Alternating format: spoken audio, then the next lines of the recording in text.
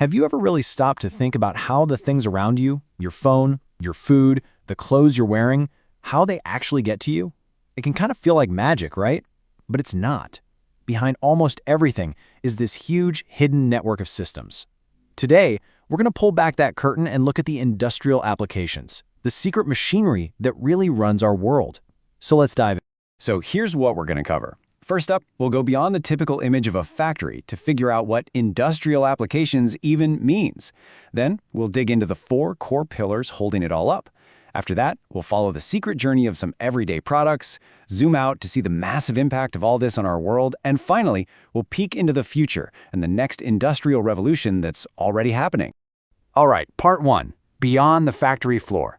Let's kick things off with a little puzzle. What on earth could your smartphone and your morning cup of coffee possibly have in common?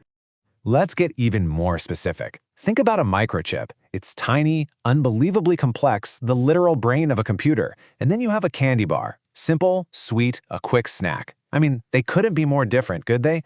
Well, here's the twist. The secret connection isn't about what they are, it's about how they're made. Both of them are the result of incredibly complex, large-scale industrial applications. And that's the invisible thread that connects almost everything you use. So what exactly are we talking about here? Well, an industrial application is just a fancy way of saying we're using science, technology, and big machinery to produce goods and services on a massive scale. And it's really important to get this. It's not just about a single factory with a smokestack. It's the whole organized system behind creating and delivering pretty much everything. Which leads us right into our second part, the pillars of production. To really get our heads around this huge system, the best way to do it is to break it down into its main components. Think of our entire industrial world like a giant table, held up by 4 strong legs. You've got manufacturing, that's the obvious one, the actual making of things. Then there's energy, which powers every single factory, farm, and truck.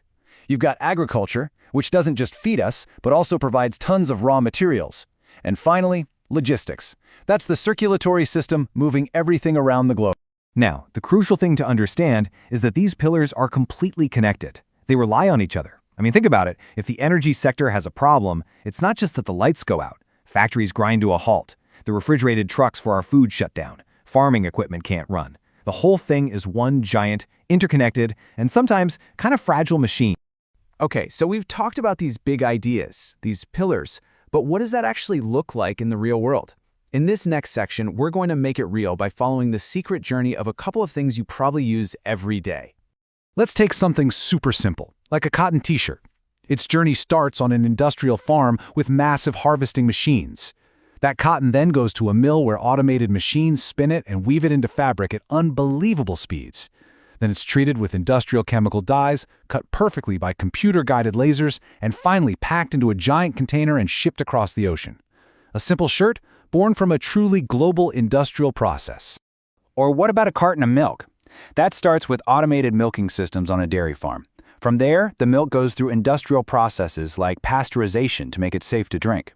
It's constantly tested for quality, then shot into automated packaging machines that fill thousands of cartons an hour. And then it's kept cold through this complex, unbroken refrigerated supply chain all the way to the shelf at your store.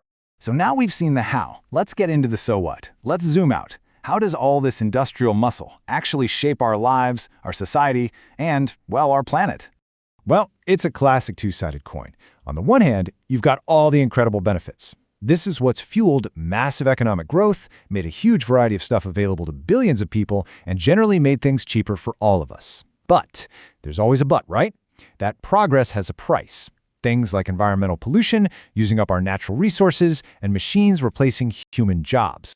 And just to give you an idea of the scale we're talking about, look at this. The sheer amount of stuff the world is making has absolutely exploded over the last 50 years.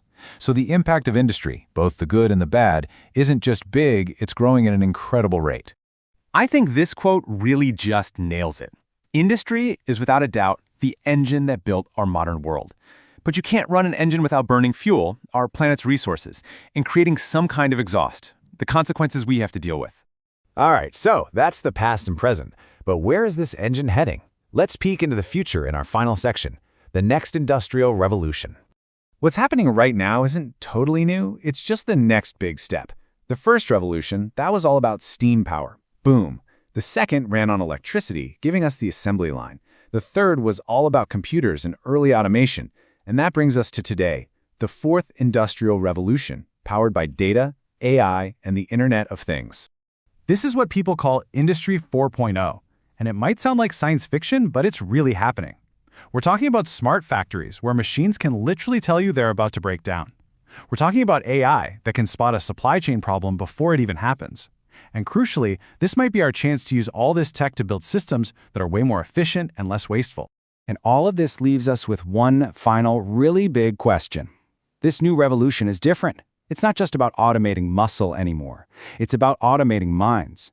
So as this incredible wave of automation and AI gets faster and smarter, what happens to us?